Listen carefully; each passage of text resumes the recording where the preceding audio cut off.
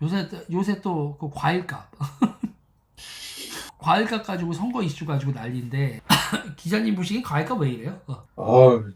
글쎄 저도 솔직히 왜 이럴까까지 생각 못했고 네. 늘 마트에 가면 음. 와, 저는 오이를 요즘 많이 먹는데 오이도 엄청 비싸. 오이 오이요. 3개짜리 한 묶음에 뭐 지금 5,000원 넘어가는 것도 많고 6,000원 넘어가는 경우도 있고 네. 원래 2-3,000원 정도였던 걸로 기억하는데 사과는 뭐 하나에 뭐 몇천 원 하는 거 그것도 하루 이틀 된 것도 아니고 벌써 이제. 자, 제가 보기엔 우리나라 있잖아요. 이거 대규모 기업 있죠. 기업농? 기업농을 허용을 해야 된다고 저는 보는 거예요. 기본적으로. 사과값이 왜 비싸냐? 좀 알아봤거든요. 사과를 키우는 기후대가 변했어요. 변했죠. 지금은 강원도에서 사과 키웁니다. 그렇죠. 몰랄 일이네요. 점점 위로 올라왔죠. 그렇죠? 네. 그러면 뭐가 되냐면 과수원 대규모로 투자를 해야 되잖아요. 그렇죠. 왜냐면 어. 보통 과일을 이제 따려면 네. 심고 나무 크고 하는데 1-2년이 아니에요. 한 4-5년 이상 걸리죠. 그렇죠. 네. 그러니까 지금 상태에서 기후가 올라오면서 기후가 변하면서 기존에 있었던 과수원들의 사과가 안 열려. 그러면 이 상황에서 어떻게 해야 되냐면요. 이 상황에서 어떻게 해야 되냐면 일단 과일 가격이 싸지는 방법에 대해서 여러 얘기할 텐데 수입해야 돼요. 그렇죠. 일단 물량이 많아야 가격이 떨어질 네. 테니까. 그러니까 물량을 확보하기 위해서 우리가 과일에 대해서 그러니까 기본적으로 저는 그래요. 농민 죽는 소리 한다고 저보고 그러는데 저는 도시민 있잖아요. 도시 서민들의 푼돈을 담보로 농민들도 경쟁력이 없어지고 농민들도 경쟁력이 없어지고 도시 서민들은 생활 물가 올라가고 이런 식의 농정하면 안 된다는 거예요. 저는 이거는 이제 항상 제가 제일 욕을 많이 먹는 부분 중에 하나인데 저는 대한민국 농업을 기업농으로 가면 그리고 경자 유전이 헌법에 박혀 있는데 그 경자에서 그 경자를 법인도 허용해주면 되잖아요. 그렇게 돼서 그렇게 경쟁력 있게 가면 그러니까 농부가 선망의 대상이 될 수도 있다니까요.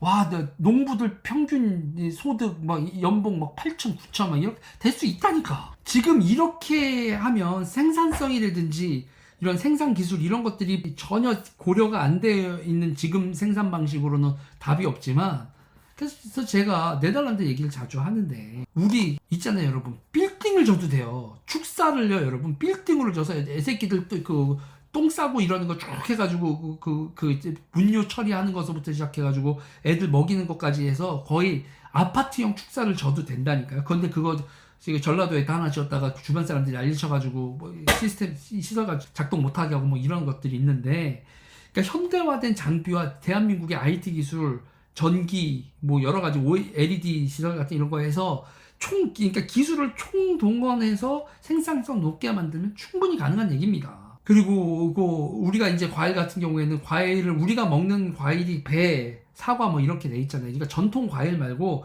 국제적으로다가 먹으면 돼요. 이 풀도 이 사과가 비싸면 딴 거 먹고 뭐 하고 있는데 이 수입 다변화 앤드 품목 다변화하고 그리고 국내에서 생산시설이나 기타 등등도 이 기후지 협약 이런 거에 대해서 컨트롤할 수 있는 여러 가지 장치를 가지고 투자해서 그 투자 이상의 성과를 나오게 하면 그럼 우리나라 농업 생산 저는 네덜란드만큼은 몰라도 네덜란드만큼 1,000억 달러 수출은 몰라도 중국, 일본, 동남아 대상으로 500억 달러 수출은 충분히 가능합니다. 충분히. 저는 그래요. 그래서 대한민국 5만 불 진입하는 데서 핵심 부분 뭐냐? 농업이다. 농업은 우리나라가 농업 분야는 투자해서 연간 성장률 2자리 수를 성장시킬 수 있는 성장 잠재력이 있는 유일한 분야가 농업이다. 정치가 개판이어서 그렇지. 아휴 참네 갑갑합니다. 네? OECD요? 여러분 이제 OECD 얘기하는 것도 사실 되게 웃긴 게 우리 이제 OECD에서도 잘 나가는 국가야. 나는 아직도 대한민국이 후진국인 줄 알고 OECD 타령하는 분들 보고 있으면 농부가 선망의 직업이 될 일이 없다고요? 주정호님?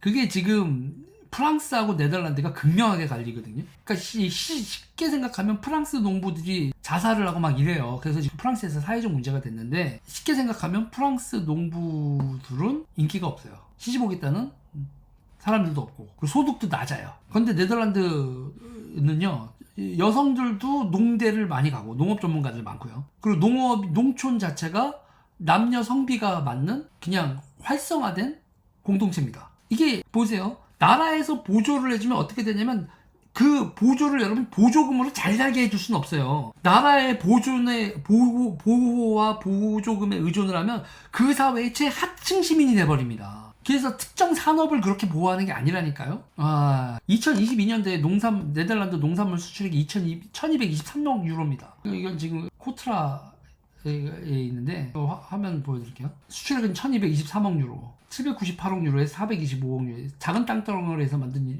여기 있죠. 중앙일보 보도도 있는데 세계 3위 수출 기적 농업 강국 네덜란드의 비결 뭐 이렇게 나오는데 이거 보이시죠 여러분? 농업 자체가 선망의 직업이 안 된다라는 건 그 나라마다 다른 거죠. 다른 얘기고. 여기 정신 이상자 댓글러들 많네. 행복해님 당신 먼저 차단이다. 이거는 그래서 저런 거예요. 그래서 토마토를 가장 잘 기르기 대회 뭐 이런 거 같은 것도 하거든요. 그래서 보니까 기가 막히더만. 제가 저기 네덜란드에서 그 젊은 친구들 저기 스타트업 하는 친구들 보니까 드론 있죠. 1,000원짜리 드론인데 걔가 인공지능으로 나방을 알아봐요. 나방을 알아보고 딱 나방을 알아보고 유해 나방이거든요. 유해 나방이 자기 딱 가면 드론이 가만히 있다가 어떻게 하냐면 푹 날아가서 날개 있잖아요. 드론이 가서 프로펠러로. 네, 프로펠러로 가가지고 그 나방을 갈아버려요. 그리고 와서 자기 착지. 이거 농산물 수호 가드 드론 인공지능 이용한 그런 것도 만들더라니까요. 여러분 요새 그리고 그 미국에서 이번에 인공지능 장비로 만들어 놓은 거에서 잡초하고 우리가 잡초하고 제대로 된 거 구분하기 힘들지 않잖아요. 특히 잡초라는 게 되게 이제 비슷하게 하니까 그거를 쭉 해서 스캔하면서 우리 라이다 있잖아요. 라이다 스캐너로 띡띡띡 하면서 잡초를 보고 잡초도 레이저 팍팍팍팍 조지더라니까요. 지금 여러분 농업 기술이요. AI 기술과 관련돼서 정말 첨단으로 가고 있는 분야가 여기에요. 농업 분야예요. 농업 분야 물 다시 이제 재활용해서 쓰고 그리고 물 용소 줄이기 위해서 그 뿌리에다가 옛날에 담궜잖아요. 그 담그는 것도 아니고 물 줄이려고 거기다 분무기로 뿌려요. 뿌리에다가 영양분만 이렇게 맺히게 만들어 놓고 거기서 뚝뚝 떨어지고 다시 이렇게 해서 재활용해서 필터링한 다음 다시 재순환해서 쓰고 장난 아닙니다. 지금 농업의 그 기술 발전이라든지 이런 방울토마토나 이런 과일 같은 거 따는 것도 있어요. 크기나 네. 색깔 변화 보고 당도나 체크해가지고 네. 따야 될지 안 따야 될지 그 체크하는 그런 기회도 있더라고요. 직접 사람 손을 딸 필요 없는 거예요. 네. 진짜 네. 이런 거 지금 AI 기술 관련돼서도 가장 여기서 보면 여기서 하나 여기서 보면 이게 나온 거예요.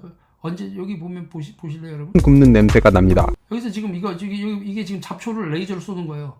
여기 지금 기계 하나 보이시죠? 여기 하나 기계가 이렇게 찍 지나가면서 잡초를 인공지능이 확인을 한 다음에 레이저로 조져버리는 겁니다. 지금 세상이 여러분 세상이 그냥 그러니까 제가 하는 거 우리나라는 언제나 지금 우리가 먹고 살려면 계속 도전적인 나라여야 돼요. 계속 도전적인 나라야 되고 첨단에 도전해야 되고 생산성 높여야 되고 네. 그냥 레이저로 지져버리는 거에 딱 보고 잡초는 했지. 네, 그러게 말입니다. 그러니까 우리가 반도체로 버는 만큼 농산물로 네덜란드도 여러분 곡물은 수입한다니까요. 진짜 지지죠. 뭐 이런 상황입니다. 스톤님 드론이 정치인들을 죽였으면 좋겠네. 이건 살인이잖아요, 살인.